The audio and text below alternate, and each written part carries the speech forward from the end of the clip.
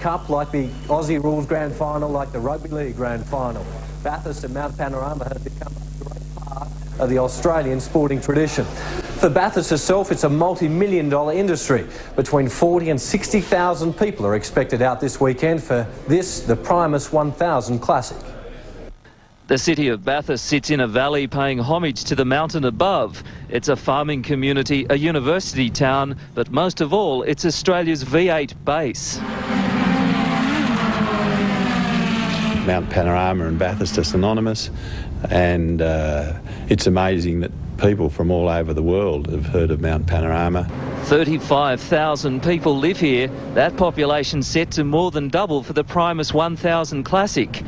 1997 is a special year. The man most associated with the mountain is saying goodbye, and race fans are lining up to see Peter Brock out. It's rather amazing, isn't it? It's like it could be in Sydney or Melbourne, but to find a queue of people at a bookshop in the middle of Bathurst is quite extraordinary. Local shops thrive on this race. It's their life and blood. A number of businesses that are, crowd-related and race-related probably do anything from a third to, half of their annual business in the race week, not just in one day. The race generates an incredible $35 million for Bathurst and another $15 million across New South Wales.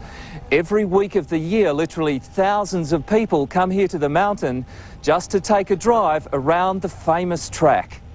You need to be extremely careful to stick on 60 Ks. It's a 60k speed limit. It's a 60k speed limit, and it's very difficult coming down Conrod to stay on 60 Ks, I can tell you, from experience. Locals grab their chance to meet the drivers, a moment they'll never forget. The greatest race I think we've ever had up here, especially being Brocky's last race and everything. I can't wait. It'll be fantastic. Best one Brocky's ever been in, I think. I'm looking forward to the weekend and hopefully we can win it. These streets will be deserted come Sunday, everyone trackside for Bathurst's and Aussie Motorsport's special day. Only those in Bathurst's other institution unable to make the pilgrimage to the mountain. Well, not everyone could make the Primus 1000 Classic, but there was no question as to whether this man was going to be present. Peter Brock, it'd be nice to finish your career with the ultimate prize, wouldn't it? The 10th Bathurst victory? Well, of course, that's a dream you have, but the reality is often a bit different. Just to be here, to be in a very competitive motor car, and arguably, I guess I'm in a car which is prepared by a team which has the track record at the moment. The 05 Commodore, is it ready? I think so, yeah. We took it out to Calder last week, and it was absolutely beautiful to drive. It's running very smoothly. Of course, you wait to see how the week unfolds. This track is a very, very difficult track. It's a track that can turn around and bite you pretty easily. So you've got to treat it with a lot of respect and try and set the car up so that it suits the track more than trying to tame this mountain. This mountain's got a mind of its own often. Well, like all great sporting legends, they usually retire the number they carry. Is 05 going to be retired come Sunday night? Well, I understand that CAMS have decided to withdraw that number from use, and I guess it's their decision, but it's... I suppose I have mixed feelings about that. Who want to use it? I mean, it's been synonymous with my name for so long, but it is a great honour, I suppose, a nice gesture on CAM's behalf, and I'm very grateful for that, for their decision. Well, all the best, Peter. I hope you can do it. Thank you. I mean, it's possible. Win, lose or draw, you may rest assured that I'll be giving my absolute best shot anyway. I'm sure everyone's behind you, like they are behind this man. Craig Lowndes, a scenario for you. Finish line's inside, Peter Brock's right on your tail. What do you do? Well, Greg Murphy will be in the car, so I'll have to ask him that. It's a question that's come up a lot in the last few months, and it will come down to that moment when a decision will be made or will not be made. So we'll just have to wait and see if we can get to that. If we can get a 1-2 finish, I think everybody will be that happy. But look, in all honesty, if I want to win this race, it's going to be fair and square. It's not because someone let me win it, I can assure you of that. We'll soon find out Sunday afternoon. Absolutely. Now, you, Craig, you and Greg are going for a rare double-double. Sandown Bathurst last year. Can it be done this year? You've already achieved Sandown. Well, as Peter said, we've got 3 good cars this year, and the guys have worked really long hours in the last couple of months for Sandown and then now for Bathurst. So it is possible. Well, gentlemen, best of luck for the weekend, qualifying tomorrow. Yes, you know, we're all talking about it at the moment, but get out there on the track and see how it evolves. It's one thing's for sure, it's probably going to be the biggest weekend of Australian motorsport we've ever seen in the history of motorsport in this country. It's going to be fantastic. Without a doubt. Yeah. Thanks again. Well, there you have it, Tim. A couple of lines ready to roar, and no doubt they will in the first of the qualifying sessions, starting tomorrow morning. With nothing but a win in mind, Larry Perkins and Russell Ingall, welcome, boys. Thank you. After today's session, could you say it's the grounding for a sixth win here for you on Sunday?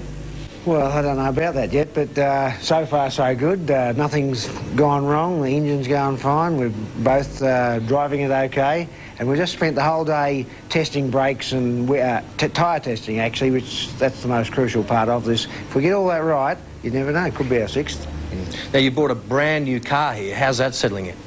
Well, it's real good. Yeah, the guys in the workshop finished it after Sandown, their Sandown 500, and it's running absolutely faultlessly, as it should, I might add. And but nothing is wrong with it. Like, everything is going so smoothly, it worries me a bit, to be honest. Now, Russell, I know that Larry hogged the car today. How did you find the car sorted in on the top of the mount?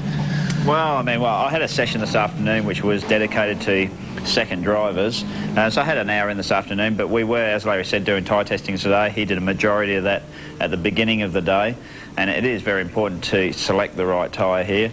But generally I found the car really good. I haven't driven here since last year, and got in the groove pretty well straight away. Car feels brilliant. It's always nice to come up here with a new car, and it feels great, and the boss builds a pretty strong car as well, so we know we're not going to have any mechanical failures, and you know, touch wood, we should be pretty right. Now, you guys know how to win here. You're still as hungry as ever?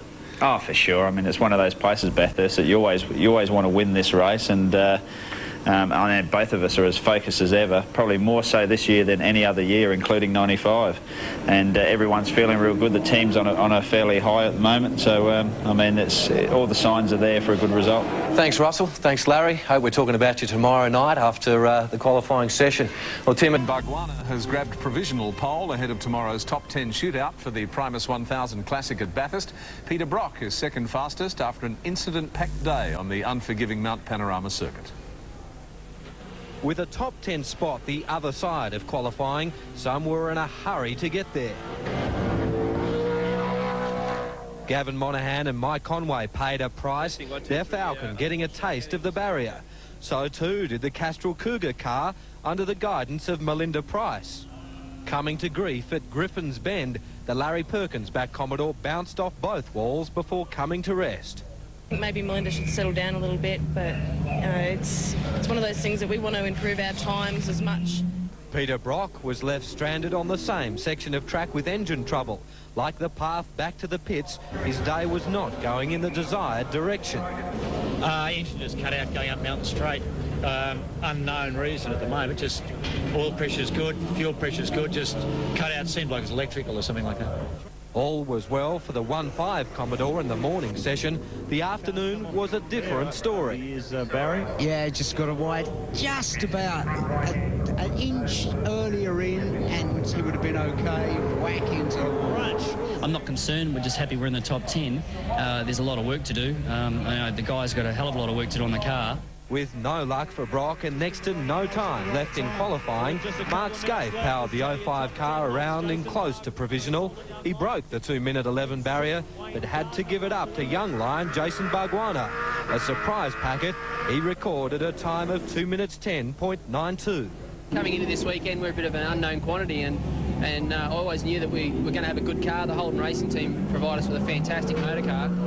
And yeah, I'm just excited to be able to go out there and do a time like that. It's good. We lost the first session today and then half the last one, so we've effectively had a day out. Along with Holden's crew, they'll be working on this car overnight. The Magna of Robert Chadwick's going wide and flipping at the end of Conrod Straight. There could be more surprises in tomorrow's top 10 shootout. Many believe times below today's are achievable. Leif Mulligan, 10 News. Costly for Kiwi Greg Murphy. The car that he shares with Craig Lowndes requires a major rebuild. For some of the big names, drama's early. Peter Brock with mechanical problems, so too for Tony Longhurst. But it was Greg Murphy who went out in spectacular style. Came through Hell Corner and climbed up the curb a little bit, and it dropped off the side and it went sideways, and I obviously just wasn't quick enough to catch it.